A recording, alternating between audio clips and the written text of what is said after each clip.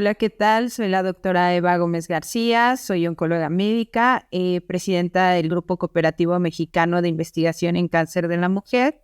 y tengo mi práctica privada en el Centro de Tratamiento de Cáncer Metepec. Hoy quiero hablarles de lo que en 2025 nos trajo para el cáncer epitelial de ovario. Como nosotros sabemos, de una década para acá, la evolución en los biomarcadores y en el tratamiento del cáncer epitelial de ovario nos ha traído esperanza y a las pacientes también. Inicialmente fue para enfermedad avanzada a través de los biomarcadores de BRCA que nos permitían definir qué pacientes eran candidatas a un mantenimiento con un inhibidor de PARP en etapas 3 y 4. Posteriormente, el estatus del HRD nos permitió saber qué tipo de inhibidor de PARP se le puede dar a las pacientes. Por ejemplo, las que sí tienen HRD deficiente o deficiencia en la recombinación homóloga son candidatas a un esquema de combinación de mantenimiento de bevacizumab y olaparib, mientras que las que son negativas a este HRD no pueden recibir la combinación y deben de recibir algún otro inhibidor de PARP. En este mismo sentido, el 2025 nos trajo evidencia final o de un análisis de subgrupo del estudio Athena-Mono, en donde analizaron a las pacientes que tenían proficiencia de la recombinación homóloga. Y aquí lo que salió en este estudio, o de lo que se pudieron dar cuenta en 2025, es que las pacientes de mal pronóstico, como pacientes en etapa 3, pacientes con enfermedad medible después de la quimioterapia neoadyuvante o después de la cirugía, las pacientes que entraban a una cirugía de intervalo y no una cirugía primaria,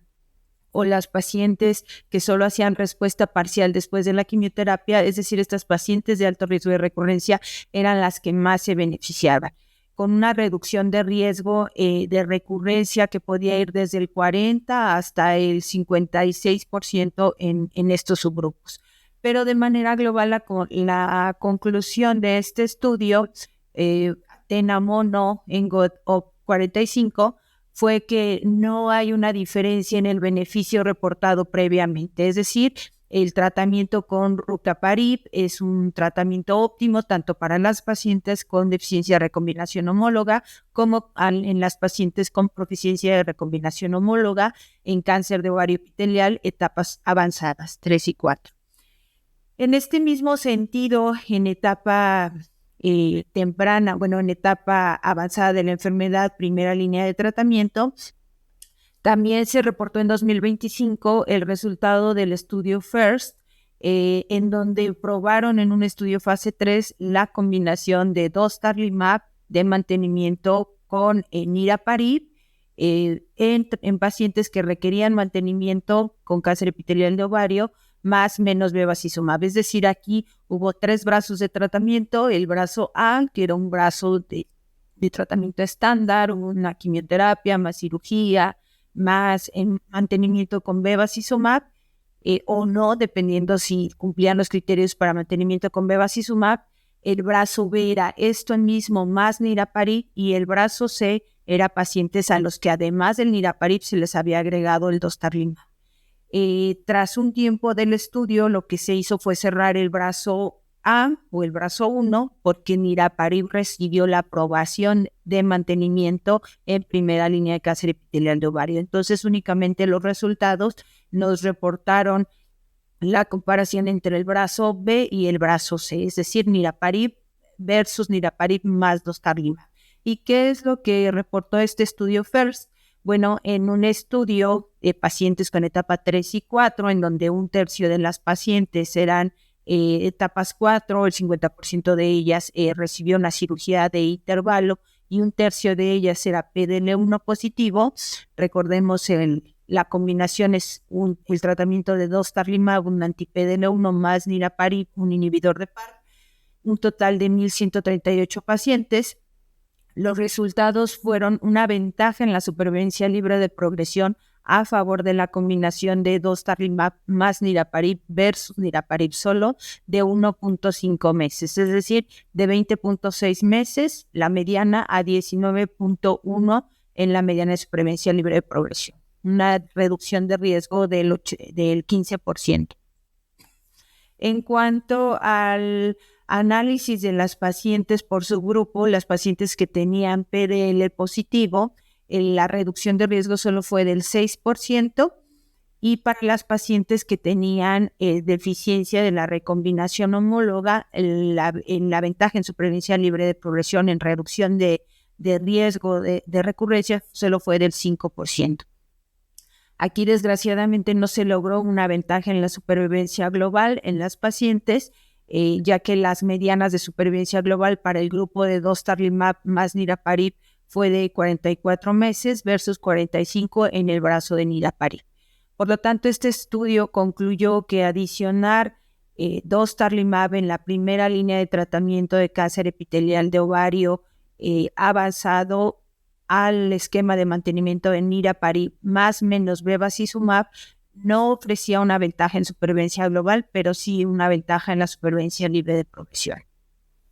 Finalmente, el 2025 nos trajo en el tema quirúrgico un estudio más. Ya teníamos los resultados del CORUS, del Scorpion, los resultados del doctor Bergote, en donde siempre había habido o se mantenía la controversia de si realmente es mejor una cirugía primaria o una cirugía de intervalo, si los resultados eran equivalentes, e incluso el doctor Shiva, con su análisis retrospectivo de más de 30,000 pacientes, nos demostró o su conclusión fue que era mejor una cirugía primaria. En este estudio TRUST, el ENGOT-OV 33, en donde se analizaron 688 pacientes con histología serosa de alto grado, lo que se comparó fue la cirugía primaria más contra la cirugía de intervalo, y aquí se logró un 62% más o menos de resección completa en ambos grupos de tratamiento. Los resultados en la supervivencia libre de progresión fueron 22 meses de mediana para las pacientes que fueron sometidas a una cirugía primaria versus 19 meses en las pacientes que recibían una cirugía de intervalo. Esto con una P estadísticamente significativa de 0.002 y con una reducción de riesgo de recurrencia del 20%. En cuanto a supervivencia global, las pacientes que fueron sometidas a una cirugía primaria lograron una mediana de supervivencia global de 54 meses versus 48 meses en las pacientes que se sometieron a una cirugía de intervalo, con una P desgraciadamente no estadística, pero con una reducción de riesgo numérica del 11%. Mientras que las pacientes que se sometían a cirugía y lograban una resección completa en ambos grupos, parecía que fueron las pacientes con mejor pronóstico. Como ya sabíamos, es uno de los factores pronósticos favorables para las pacientes, pero aquí fue más notoria la diferencia, ya que la mediana de supervivencia libre de progresión para las pacientes con resección completa en una cirugía primaria fue de 27 meses y la supervivencia global para las pacientes con cirugía primaria fue de 67 meses, es decir, periodos mucho más prolongados que en el intento a tratar o en la población completa de R1 versus R0 en la cirugía. Como podemos ver, también en este estudio, las pacientes en etapa 3 fueron las que más se beneficiaron tanto de supervivencia libre de progresión, nuevamente a favor de la cirugía primaria, como de supervivencia global. Esto es una diferencia de 5 meses a favor de la cirugía primaria en las pacientes con etapa 3, en supervivencia libre de progresión, 26 versus 21 meses, y en cuanto a la supervivencia global, una ventaja de 10 meses a favor de la cirugía primaria, sin que esto implique complicaciones mayores posquirúrgicas o que haya tenido una mortalidad de 30 días mayor al 1% en ambos grupos. Es decir, con este estudio TRUST se confirma el beneficio de una cirugía primaria en las pacientes y principalmente en pacientes que se logra una resección completa y pacientes en donde se documenta una etapa 3 al diagnóstico. Más adelante podemos hablar ya de la enfermedad recurrente. En este sentido, tenemos los dos grandes grupos, las pacientes platino sensibles y las pacientes platino resistentes. De platino sensible, en 2025 se reportaron los resultados del estudio fase 2 Piccolo con mirvetuximab, pero para este estudio tenemos el gran antecedente del mirvetuximab en la terapia platino resistente. Como sabemos, en 2023, a finales de ese año, se presentaron los resultados del estudio Mirasol, en donde se comparaba el mirvetuximab contra quimioterapias como paclitaxel, doxorubicina liposomal, en pacientes que ya llevaban 2 o 3 líneas de tratamiento y que expresaban el receptor de folato alfa en más del 75% de las células, con una intensidad de tinción de 2 cruces o más. Este fue el criterio y el nuevo biomarcador para la enfermedad resistente que empezó a dar luz en el tratamiento del cáncer de ovario platino resistente. Y este estudio es el antecedente de lo que ahora estamos viendo en la enfermedad platino sensible. En este estudio de la enfermedad platino resistente, recordemos que las pacientes tuvieron una ventaja en supervivencia libre de progresión de 1.6 meses a favor del mirvetuximab, estadísticamente significativo, y una ventaja en supervivencia global, algo que normalmente no vemos en enfermedad platino resistente, de 4 meses, es decir, de 16.4 meses con el mirvetuximab versus 12.7 meses con alguna quimioterapia para enfermedad platino resistente, con una tasa de respuesta de 42% con el mirvetuximab versus el 15%. Ahora, como ya he dicho, esto fue el antecedente para el estudio Piccolo, un estudio fase 2, en donde se evaluó la respuesta del mirvetuximab en la enfermedad platino sensible. Este estudio, con un seguimiento de 26 meses, reclutó pacientes que ya llevaban 2 líneas de tratamiento o más basada en platino, o pacientes que solo llevaban una línea de tratamiento basada en platino, pero que eran hipersensibles o que presentaban sensibilidad al fármaco y por lo tanto no podían continuar con este tipo de terapia. Aquí los resultados fue una tasa de respuesta objetiva del 51%, algo bastante esperanzador y bastante significativo para los médicos y para las pacientes, con una mediana de duración de respuesta de 8.3 meses, una mediana de supervivencia libre de progresión de 6.9 meses y una mediana de supervivencia de 27.2 meses. Estamos hablando de un estudio fase 2 que abre las puertas para un gran estudio fase 3, que abre la posibilidad de que con este nuevo biomarcador de receptor de folato alfa, las pacientes con cáncer de ovario recurrente platino sensible tengan una nueva opción de tratamiento. En el análisis de subgrupo de este estudio fase 2, en donde se evaluó el estatus de la deficiencia de recombinación homóloga, se encontró que, 46% de los pacientes tenían deficiencia de recombinación homóloga, 42% eran proficientes en esta recombinación homóloga, y 42% de las pacientes tenían positivo el receptor de folato alfa en más del 75% de las células. No se encontró ninguna correlación entre la positividad del receptor de folato alfa y la deficiencia o la proficiencia de la recombinación homóloga, así como tampoco se encontró ninguna correlación entre la respuesta y el estatus del receptor, el estatus de la deficiencia de recombinación homóloga. Aquí la respuesta que se logró en las pacientes con deficiencia de recombinación homóloga fue del 58% versus 42% en las que eran proficientes de recombinación homóloga, que fue prácticamente la única diferencia numérica que se pudo encontrar en relación a este estatus de deficiencia de recombinación homóloga. Así tampoco se encontró alguna correlación entre el uso del inhibidor PARP previamente, el uso de bevacizumab. Ninguna otra variable marcó una diferencia en las respuestas de las pacientes cuando se exponían al mirvetuximab de acuerdo a este estatus de la deficiencia de recombinación homóloga. En conclusión, en este estudio PICCOLO, el mirvetuximab demostró eficacia en las pacientes positivas para el receptor alfa de folato alfa, en las pacientes que llevaban 2 líneas previas de quimioterapia basada en platino. Y bueno, finalmente, para la enfermedad platino resistente, de 2 años a la fecha nos llegan más opciones de tratamiento, más biomarcadores que nos abren el panorama y que permiten la mayor supervivencia de las pacientes.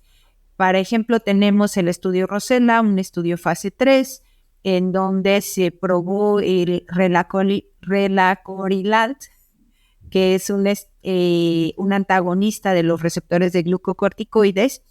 y que tiene como finalidad incrementar la sensibilidad a la quimioterapia. Este estudio se realizó en pacientes con histologías de alto grado, endometrioide, seroso y carcinosarcoma, siempre y cuando el carcinosarcoma tuviera un componente al menos del 30% de componente epitelial, y las pacientes debían tener 3 líneas previas de tratamiento y el uso de bevacizumab. En este estudio, la dosis del medicamento fue de 150 miligramos al día, el día previo, el día de la quimioterapia y el día posterior a la quimioterapia. La quimioterapia de combinación fue el nab-paclitaxel, que se administró en los días 1, 8 y 15 de ciclos de 28 días. Esta combinación se comparó con únicamente el nab-paclitaxel a dosis de 100 miligramos por metro cuadrado en los mismos días de tratamiento que para el brazo experimental. Un total de 381 pacientes analizando supervivencia libre de progresión, en donde la reducción de riesgo de progresión que se logró fue del 30%, con una mediana de supervivencia libre de progresión de 6.5 meses versus 5.5 meses en el grupo de nab-paclitaxel, con una P estadísticamente significativa. En cuanto a supervivencia global, también un objetivo primario de este estudio, se documentó una reducción del 31% del riesgo de muerte con la combinación, lo que fue equivalente en mediana de 15.9 meses versus 11.5 meses para el brazo de nab-paclitaxel, lo cual fue también estadísticamente significativo. Entonces, este es un estudio en enfermedad platino resistente que cumple sus objetivos duales, tanto de supervivencia libre de progresión como de supervivencia global en estas pacientes multitratadas y tratadas también con bevacizumab. En cuanto a los eventos adversos, los reportados fueron similares en ambos grupos. No hubo nuevas muertes o nuevas toxicidades asociadas. La mayoría de los eventos adversos reportados fueron por el nab-paclitaxel, que fue la anemia, neutropenia y náusea. El siguiente estudio que nos empieza ya a dar paso de la inmunoterapia en el cáncer epitelial de ovario y en la etapa platino resistente es el estudio KEYNOTE-B96 o ENCODE OB65, en donde se combina ya pembrolizumab con quimioterapia, que en este caso fue paclitaxel semanal, más menos bevacizumab. Aquí las pacientes tenían que ser platino resistentes, tener de 1 a 2 líneas de tratamiento previo y una de ellas tenía que ser ya como platino resistente. El estudio KEYNOTE-B96 también cumplió su objetivo primario en la población con PDL1 positivo por CPS menor al 1%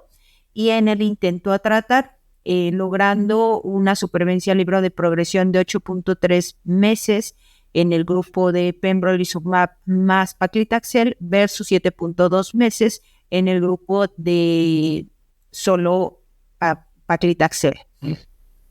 Cuando se analizan las pacientes de intento a tratar, los resultados son similares, 8.3 meses de supervivencia libre de progresión con el uso de pembrolizumab versus 6.4 meses con el uso de solo paclitaxel.